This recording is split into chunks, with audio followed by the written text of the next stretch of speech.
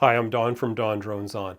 Back in December, I published a video announcing that DPAC was going to submit an application for a regulatory exemption, relieving FPV pilots from needing spotters. Well, we've submitted the application and are now awaiting a response from Transport Canada. In this video, I'll outline our proposal and how we got there.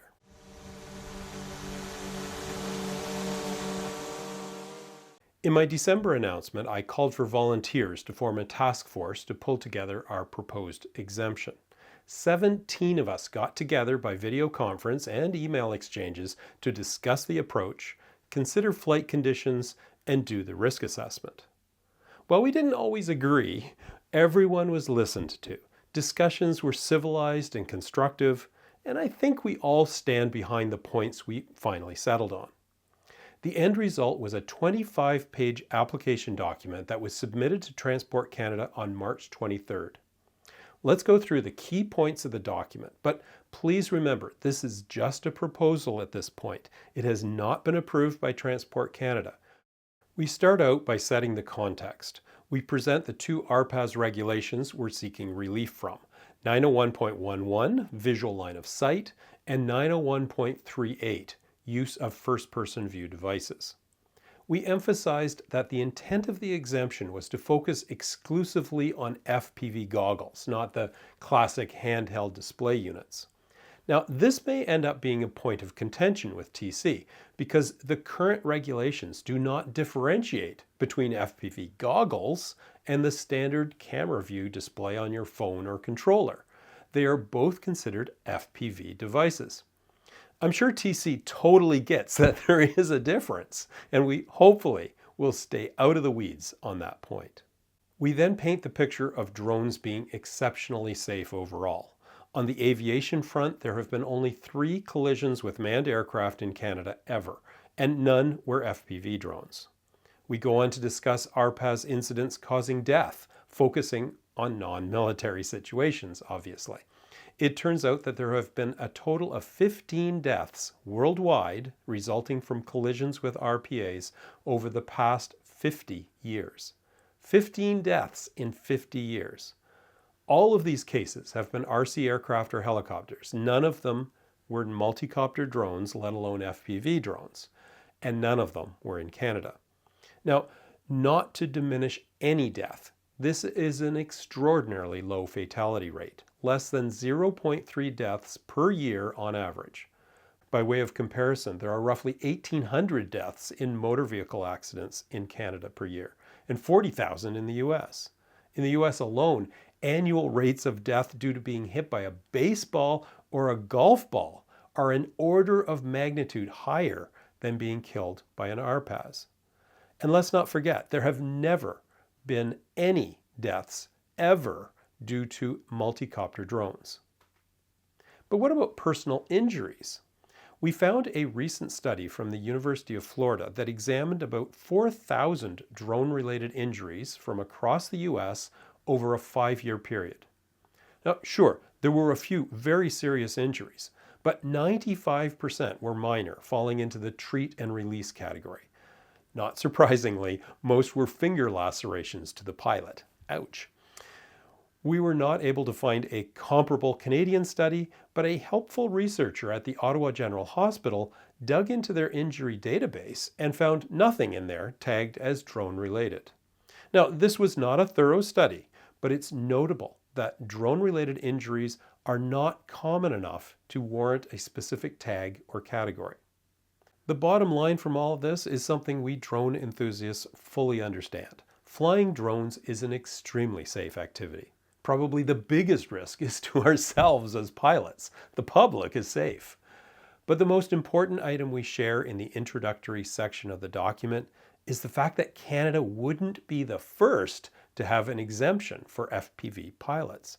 In February of 2026, Poland issued a temporary exemption allowing FPV pilots to go without a visual observer when flying at low altitudes within close range. There are subtle differences depending upon the drone's weight category, but basically their exemption applies when you're flying up to 50 meters above ground level and staying within 200 meters of the pilot. Other regulations, such as pilot certification and airspace restrictions and things like that, still apply. Now, this is huge. It's very similar to what we have in mind here and shows Transport Canada that there's a precedence out there already. So, what is DPAC's proposal exactly?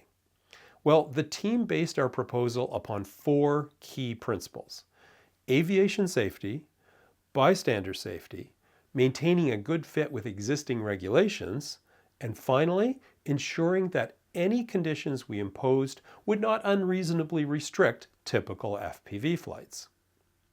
The centerpiece of our proposal is something we call non-navigable airspace, or NNA, essentially saying that if you restrict your flights to places manned aircraft are extremely unlikely to exist, then aviation safety is preserved, whether you have a spotter or not. We defined non-navigable airspace as anywhere within 50 meters of the ground, vertically, or within 50 meters of any visible obstruction, such as buildings, towers, or trees. Think of NNA as a 50-meter bubble around the entire landscape. Staying within that NNA bubble is the first and most important condition for flying without a visual observer. The second condition is to stay within 500 meters horizontally of the RPAS pilot.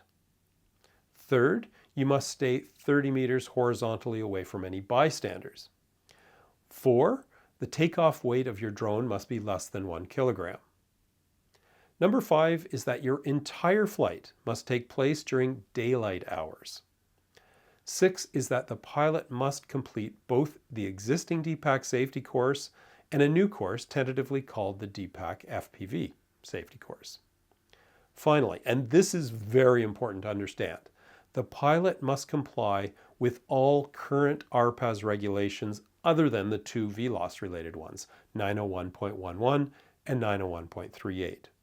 This means that if you're flying something like a DJI Avata 2 way out in the boonies, you do still need to have at least your basic pilot certification. And if you're flying in controlled airspace, you need to go through the normal nav drone authorization, say for a city park. But assuming the proposal goes through, you wouldn't need to have a spotter as long as you meet all those conditions. The second half of the application digs hard into a risk assessment of the proposal. And this was tricky because we were naturally inclined to do a classic AC 903-001 style operational risk assessment. But the Transport Canada AC 903 risk assessment procedure isn't intended to address this kind of analysis. It's designed for specific scenarios, typically to support an SFOC application. And here, we're talking about a huge range of drone models over a vast variation of potential operational areas. Coming up with an intrinsic ground risk value or airspace arc assessment just doesn't make sense. But we quickly saw a logical and practical path through the dilemma. The starting point was asserting that FPV flights with a visual observer were considered by Transport Canada to be an acceptable risk. We then demonstrated that the risk of flying without a visual observer, within the constraints of our 7 conditions, was no worse than flying with a visual observer, and in fact slightly safer. And we did that by extensively analyzing both the air risk and the ground risk from that differential perspective, the risk with a spotter versus the risk without a spotter. Now, in some cases, our conditions, such as staying within non-navigable airspace, were key to that positive assessment. In other cases, things like our proposed FPV training requirement became a significant mitigation to an already low risk profile. Included in our analysis was the fact that visual observers can sometimes be a detriment to safety. A spotter can be a distraction with spurious commentary, and a pilot can become dependent upon a spotter, thus reducing their own accountability. All of this despite the fact that the spotter probably has an inferior view of bystanders and obstacles, and the potential for delayed or misunderstood communications. Visual observers do have a place in some scenarios, and we point this out, but not in the majority of recreational situations. Our arguments, in my opinion, are compelling. In the already ultra-safe droning world, having no spotter when flying FPV at low altitudes within close proximity of the pilot doesn't put manned aircraft or the general public at risk. And so it shouldn't be a regulatory requirement. I think any reasonable person reading our proposal would agree, particularly if they had any experience with FPV drones. Normally, exemption applications like this are considered on a regional level, and we submitted ours to the Ontario Regional Office. But sensibly, Transport Canada's national office is actually doing the evaluation of the proposal on behalf of Ontario, which may streamline the process of making it Canada-wide. TC's exemption directive requires them to decide on the application within 90 business days, which gives them roughly till the end of July to formally respond. We fully expect there to be meetings set up before that time to discuss concerns or areas requiring clarification. This would be a normal part of the exemption process. And it's entirely possible the conditions we proposed may be modified in some way to further mitigate risks. I'll keep you posted as things develop.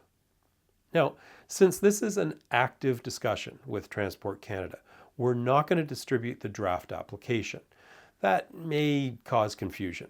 But if you have any questions, please don't hesitate to contact me at DonDronesOn@gmail.com. Thanks for watching, and again, a huge thanks to the DPAC task force members. It was a clear demonstration that bringing together a problem-solving team with different perspectives and priorities can strengthen the solution. Let's hope the exemption application is successful. Safe and happy flying.